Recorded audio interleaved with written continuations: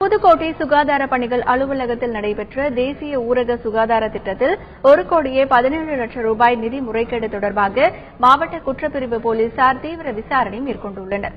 தேசிய ஊரக சுகாதார திட்டத்தில் 1,17 லட்சம் ரூபாய் நிதி முறைகேடு நடந்தது தொடர்பாக மாவட்ட காவல் கண்காணிப்பாளரிடம் புதுக்கோட்டை மாவட்ட சுகாதார பணிகள் துணை இயக்குநர் அர்ஜுன்குமார் புகார் அளித்தார். இது தொடர்பாக மாவட்ட குற்றப்பிரிவு போலீசார் கடந்த சில மாதங்களாக ரகசிய விசாரணை நடத்தி வருகின்றனர். சம்பவத்தின் போது பணியாற்றியவர்கள் யார் என்பதை கண்டறிந்து அவர்களை விசாரணைக்கு வருமாறு அழைப்பு விடுத்துள்ளனர். கூடுதல் விவரங்களை தெரிவிக்க காவல்துறையினர் மறுத்து வரும் நிலையில் இந்த விவகாரம் சுகாதாரத்துறை ஊழியர்களிடையே கலக்கத்தை ஏற்படுத்தியுள்ளது.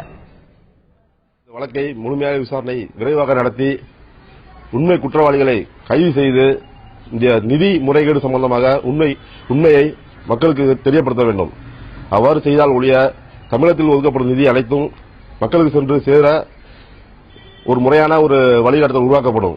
ஆகவே தமிழக அரசும் காவல்துறையும் இந்த நிதி முறைகேடு சம்பந்தமான விவரங்களை விரைந்து மக்கள் பார்வைக்கு கொண்டு வரப்பட வேண்டும் என்பது பொதுமக்கள் எதிர்பார்ப்பு.